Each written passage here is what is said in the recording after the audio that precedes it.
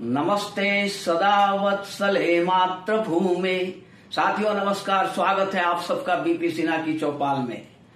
मित्रों, भारत के चंद्रयान-3 ने कुछ ऐसे ऐसे करिश्मे किए हैं जिसे याद करके गर्व से सीना चौड़ा हो जा रहा है और मन मयूर नाच उठ रहा है। पूरे भारतवर्ष को इस चंद्रयान-3 ने एक सूत्र में पिरो दिया, एकताबद्ध कर दिया पूरे भारतवर्ष को। क्या हिंदू, क्या मुसलमान, क्या सिख, क्या ईसाई, सभी आपसी वैमनस्य, आपसी मतभेद भूल करके एकजुट हो गए। चंद्रयान-3 की सफलता के लिए साथियों, जहां हिंदू मंदिरों में पूजा पाठ हवन कर रहे थे, वहां मुसलमान इसकी सफलता के लिए मस्जिदों में खास नमाज अता फरमा रहे थे। वहीं गिरजाघर गुरुद्वारों में भी दुआएं की जा रही थी। और दूसरा और सबसे बड़ी बात क्या है कि चंद्रयान-3 ने चंद्रमा के साउथ पोल पे लैंड करके एक ऐसा इतिहास रच दिया है जिसको आज से पहले करने का किसी ने साहस तक नहीं किया था। करने की तो बात छोड़ दो, किसी ने सोचा तक नहीं था। इतने बड़े बड़े देश इतने वर्षों से स्पेस साइंस में लगे हुए थे, महारत हासिल कर लिया था, रूस, अमेरिका, चाइना, लेकिन किसी ने भी साउथ पोल पर उतरने की हिम्मत नहीं दिखाई। ये हिम्मत दिखाया है तो भारतीय वैज्ञानिकों ने, और इसे सफलतापूर्वक चंद्रयान-3 को साउथ पोल में लैंड करा दिया। ये एक इतिहास बन गया। भारत दुनिया का पहला देश बन गया और चंद्रमा की सतह को छूने वाला चौथा देश बन गया हिंदुस्तान। तो साथियों, वाकई ये गर्व के क्षण है, गर्व के पल है। आज भारत के अंदर ही नहीं, भारत की 140 करोड़ जनता तो खुशी से झूम रही है। भाव विह्वल हो गए हैं भारत के 140 करोड़ जनता आज भाव विह्वल हो चुकी है। और भारत की ही बात नहीं है मित्रों, भारत की सरहदों के बाहर भी बधाइयों का तांता लगा हुआ है। सारी दुनिया भारत को बधाई दे रही है। और यहां तक कि जो चीर प्रतिद्वंदी है पाकिस्तान, जो घोषित शत्रु हिंदुस्तान का, जिसको हिंदुस्तान की तरक्की फूटी आंखों नहीं सुहाती, उस पाकिस्तान में लोग केक काट करके भारत की सफलता को सेलिब्रेट कर रहे हैं। ये कोई मामूली बात नहीं है साथी। लेकिन मित्रों, दुख होता है, भारत के अंदर ही कुछ ऐसे विघ्न संतोषी हैं। विघ्न संतोषी का मतलब आप समझ लो कि जिसको किसी भी काम में विघ्न डाल करके, किसी के भी खुशियों में विघ्न डाल करके संतोष प्राप्त होता है।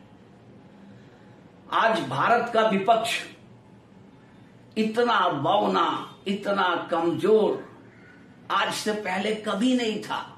न इनके पास कोई नीति है, न कोई नेता है।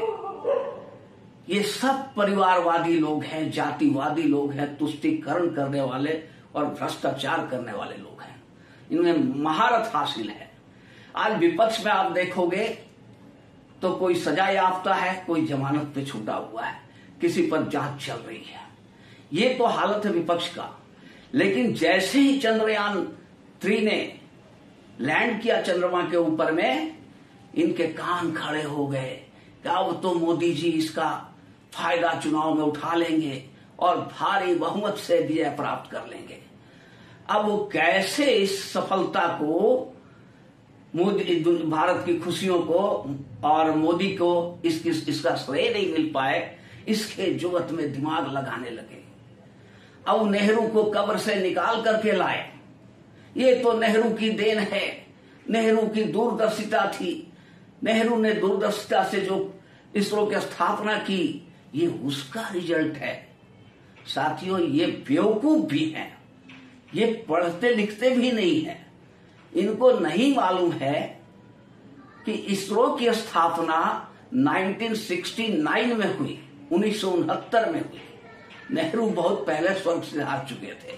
फिर भी ये नेहरू पर सारा जितना भी क्रेडिट है वो गांधी परिवार को ही मिले, उससे बाहर किसी को कोई क्रेडिट नहीं मिलना चाहिए।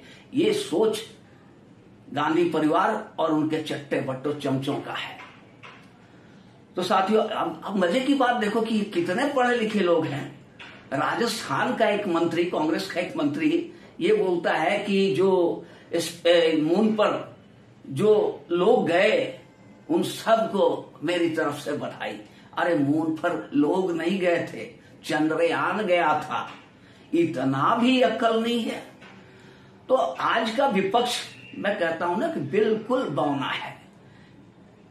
आज से पहले कभी भी विपक्ष इतना कमजोर, इतना भ्रष्ट, इतना लुटा पिटा हुआ कभी भी नहीं था। अब इन लोगों ने जो गंदी राजनीति करना शुरू कर दिया कि किसी तरह इस मोदी के क्रेडिट को धूमिल कर दें, तो नेहरू खानदान को, नेहरू को कब्र से निकाला और कांग्रेस के तमाम प्रधानमंत्रियों को क्रेडिट देने लगे कि ये सारे प्रधानमंत्रियों के कारण, उनके कारण ही ये सफलता मिली है। राहुल गांधी, श्रीमान राहुल गांधी ट्वीट कर दिए कि वर्षों दशकों की मेहनत का ये परिणाम है, मतलब मोदी तुमने कुछ नहीं किया है। तो सवाल ये उठता है कि जनता बेवकूफ थोड़ी ही है, पब्लिक को मालूम है। माय डियर राहुल जी और कांग्रेसियों, याद रखो तुम लोगों का जो पतन हुआ है तुम्हारे इसी बेवकूफी के कारण, कि तुम लोग दिन को रात बनाना चाहते हो और रात को दिन। पहले सोशल मीडिया नहीं थी, जनता भ्रमित हो जाती थी, तुम्हारा एजेंडा चल जाता था, लेकिन वो दौर बीत चुका है कांग्रेस वालों। अब ये दौर सोशल मीडिया का है, जनता जागरूक हो चुकी है और जितना झूठ बोलोगे उतना ही तुम्हारे लिए हानिकारक होगा, खराब होगा।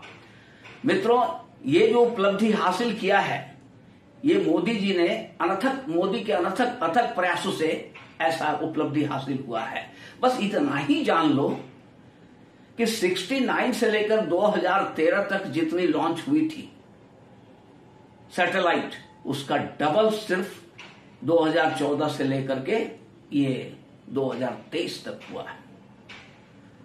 साथियों, वो दिन भी लोग को भूला नहीं है जब चंद्रयान 2 क्रैश हो गया था और हमारे साइंटिस्ट, इसरो के चीफ जब रो रहे थे तो मोदी ने उन्हें अपने कंधे का सहारा दिया, पीठ थपथपाया, बहुत देर तक पीठ सहलाते रहे और ढाढ़स बनाया, हिम्मत बनाया, हौसला दी और फंड तिजोरी का दरवाजा खोल दिया। जो भी लगता है करो, लेकिन होना चाहिए।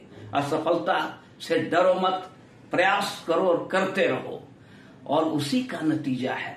ये एक डायनेमिक लीडरशिप का नतीजा है। मोदी जैसा डायनेमिक लीडर आज हिंदुस्तान को मिला है, ये 140 करोड़ भारतीयों का सौभाग्य है। और मित्रों, एक बात याद रखो, ये बहुत झूठ बोलेंगे, बहुत झूठ फैलाएंगे, लेकिन इनके किसी झूठ में पड़ना नहीं है, इनके किसी एजेंडा को सफल नहीं होने देना है। और मोदी जैसा बहुमूल्य रत्न को हमें हर कीमत पर सुरक्षित रखना है, भले आधा पेट खाना पड़े, लेकिन मोदी को लाएंगे ही, हर कीमत पर लाएंगे। साथियों, अगर ये वीडियो आप लोगों को अच्छी लगी हो तो इसे लाइक करेंगे और चैनल को सब्सक्राइब करेंगे। धन्यवाद।